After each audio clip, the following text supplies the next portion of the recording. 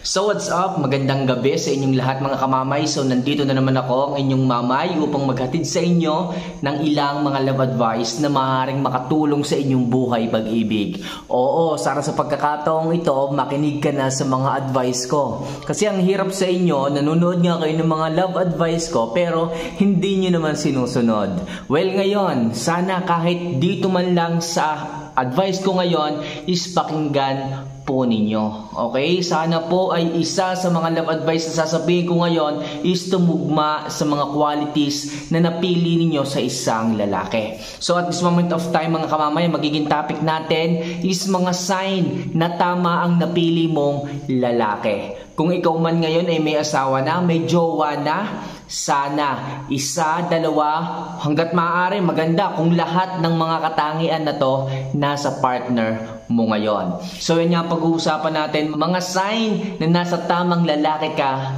ngayon.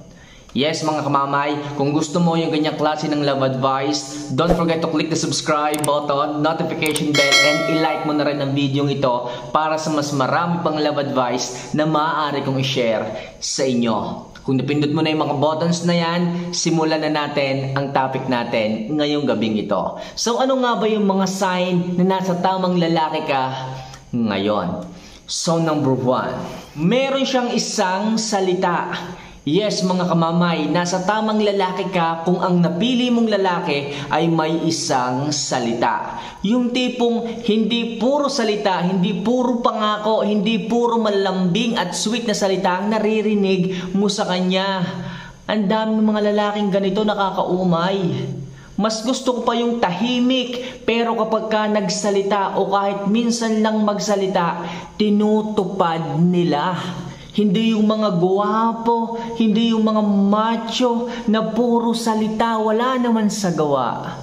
Mga girls, kilalanin niyo ang isang lalaki sa pamamagitan ng mga ginawa niya para sa inyo.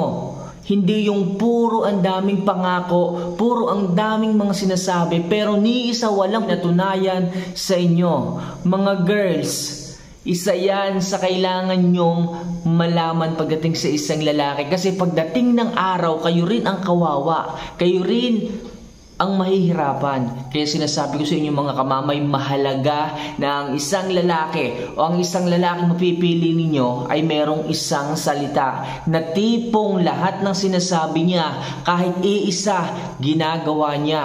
At syempre, yung lalaking ganyan, pigil na pigil siyang magsalita at magbigay ng command sa inyo kasi nga ginagawa niya lahat ng sinasabi niya. Minsan lang siya magsalita pero sigurado ako lahat ginagawa niya. Isa yang ugali ng isang maayos at mapagkakatiwalaang lalaki, yung tipong lahat ng salita ginagawa niya o kaya naman mas nauuna pa niyang gawin kaysa sabihin. Piliin mo ang isang lalaking ganyan at sigurado ako nasa tamang tao ka. So number 2 na sign na nasa tamang tao ka, siya ay masipag na lalaki. Yes mga kamamay, karamihan sa mga kalalakihan ngayon, mga tamad na. Hindi na nila ginagawa yung kanilang mga obligasyon pagdating sa kanilang pamilya, sa kanilang girlfriend. Bakit ganon? Nung una nanliligaw ang sipag. Pero bakit nung sinagot mo, nung naging asawa mo na, bakit biglang nagbago? Ano yun? Mga ningas kugon lang? Ningas bao? Yung tipong sa una lang magaling, sa una lang masipag, tapos hindi kayang isustain yung kasipagan hanggang dulo? Diba? Mga girls, kailangan piliin nyo po yung mga lalaking masisipag na kaya kayong itaguyod. Hindi puro gwapo, hindi yung puro papogi lamang. Ang hirap kasi sa inyo mga girls, masyado kayong nasisilaw sa itsura. Akala ninyo kayo siya gwapo, kaya na kayong pakainin. Akala kasi nyo siguro, porket macho, kaya na kayong itaguyod. Well mga kamamay, iba na po yung panahon ngayon. Iba na po yung sistema ngayon. Ang mahalaga ngayon, meron kang makakain. Ang mahalaga ngayon, kaya kang itaguyod. Okay? Ang mahalaga ngayon, kaya kang bigyan ng suporta. Hindi yung puro pogi lamang, hindi puro angas lamang mga kamamay. nung unang panahon, di ba? Nagsisibak pa sila ng kahoy, nag-iigib pa sila ng tubig para lamang makuha ang inyong kamay. Pero bakit ngayon? Nagiging madali na lang kayong makuha ng isang lalaki. So mga kamamay, payong kaibigan lamang, payong kamamay lamang na nagmamalasakit sa inyong mga girls. Piliin nyo yung mga lalaking consistent ang pagiging masipag. Hindi ko naman sinasabi na pagkagwapo hindi na masipag. So iilan na kaming ganyan. Kaya mga kamamay, piliin po ninyo pa rin yung sipag ng isang lalaki kesa sa itsura nila. Sigurado ako yung kasipagan hindi nagbabago kaysa dun sa itsura. Mas gusto ko yung hindi kagwapuhan pero masipag kaysa dun sa gwapo na puro salita lamang. Kaya mga girls, sinasabi ko sa inyo na nasa tamang tao kayo kapag ka masipag ang inyong napili. Kasi kapag ka masipag, kaya kayo niyang buhayin. Okay? So number 3, yung lalaking walang bisyo. Hindi ko naman sa nilalahat hindi ko naman pag sinabing may bisyo ka hindi ka na maayos na lalaki. Sinasabi ko lang na karamihan ng mga kalalakihang walang bisyo kaya kang itaguyod, kaya kang buhayin, o kaya kang mahalin ng maayos. Kasi wala siyang bisyo nakakapag-isip siya ng tama. Wala siyang kaagaw sa pagmamahal sa'yo. Kasi minsan yung bisyo nila, mas inuuna pa nila sa pangangailangan ng pamilya. Okay? Okay lang sana kung ang bisyo, mga yosi-yosi lang, inom-inom lang. Paano kung masigit pa doon? Ano lang mangyayari sa pamilya mo? Ano lang mangyayari sa kinabukasan mo? Kaya sinasabi ko sa iyo kamamay, mahalaga pa rin na piliin mo ang isang lalaking walang bisyo. Siya yung lalaking maliwanag ang pag-iisip pagdating sa mga bagay-bagay. Okay, hindi ko nilalahat hindi ko nilalahat. Pero sana mga girls, kayo nilang bahalang humusga kung ano ba ang pagkakaiba ng walang bisyo sa may bisyo. Pero para sa akin, mas piliin nyo pa rin yung walang bisyo kasi sila yung totoong kayang maglaan ng buhay nila para sa pamilya na bubuuin ninyo. At saka syempre, wala kang kaagaw pagdating sa kanya. Hindi siya nagiinom, hindi siya nagyoyosi. So sa madaling sabi, wala kang problema sa kanya kapag kaganyan. Alright? So number 3. Yung lalaking hindi kanya ikinakahiya.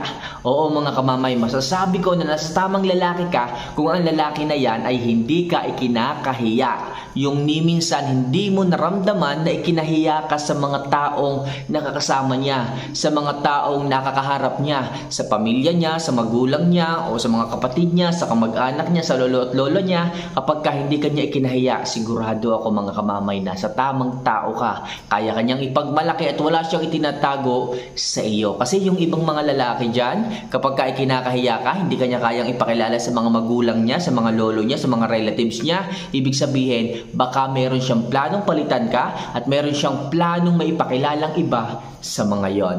Kaya mga girls, kapag hindi kanya ikinakahiya at nararamdaman mo na proud siya para sa iyo, na siya yung partner mo, na ikaw yung jowa niya, sigurado ako, nasa tamang tao ka. Next. Yung lalaking iginagalang ang kanyang mga magulang. Oo mga kamamay, hindi ko alam pero salute ako sa mga lalaking ganito. Yung napakaganda ng kanyang paggalang at napakaayos ng kanyang pagrespeto sa kanyang mga magulang.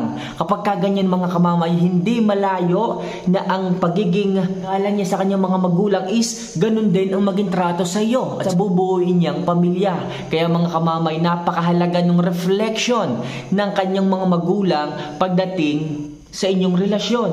Okay? Kasi kapag inalagaan ng isang lalaki ang kanyang magulang, hindi malayong ganun din ang magiging trato niya pagdating sa iyo o sa inyong magiging pamilya. Kaya mga kamamay, for sure, nasa tamang tao ka kapag maayos ang pagpapalaki ng kanyang magulang sa kanya at the same thing, ganun din ang kanyang paggalang sa kanyang pamilya. Alright?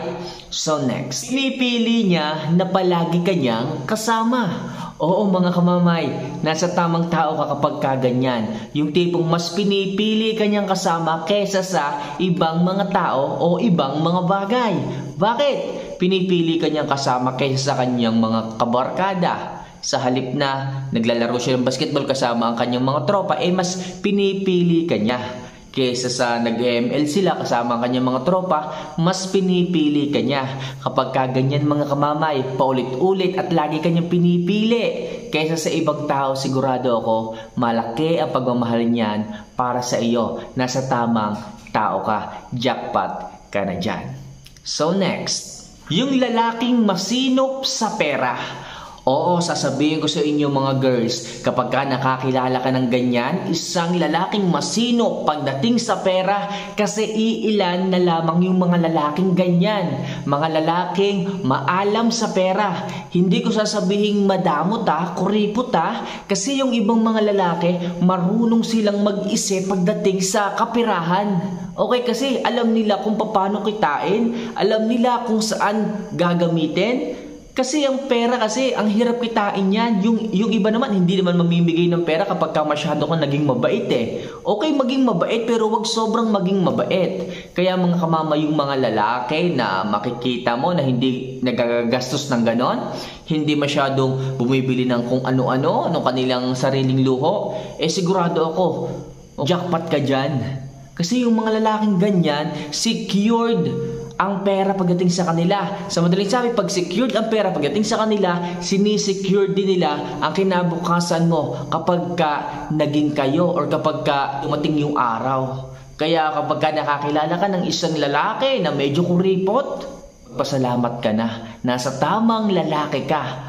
Oo, kasi ginagamit niya lang ng ayos yung perang hawak niya, ginagamit niya lang ng maayos yung perang kinita niya, kasi hindi naman talaga bibigyan ng ibang mga taong binigyan niya kapag ka siya yung nawalan. Kaya sinasabi ko sa inyo mga kamamay, ingatan niyo yung mga lalaking ganyan, maaalam sila sa pera, at syempre, sinisecured lang nila ang future ninyo. So yun lang mga kamamay, ilan lang yan sa mga tips na maaari kong i-share sa inyo upang malaman nyo na nasa tamang lalaki kayo sa pagkakataong ito. Kung wala sa mga nabanggit na yan, ang ugali ng inyong mga partner ngayon, good luck na lang mga kamamay. Alright, so kung gusto nyo yung mga ganyang klase ng love advice, don't forget to click the subscribe button, notification bell, at syempre, i-like mo na rin yung video ito para sa mas marami pang love advice na maaari kong i-share sa inyo. So paano mga kamamay, see you for our next vlog. Paalam po.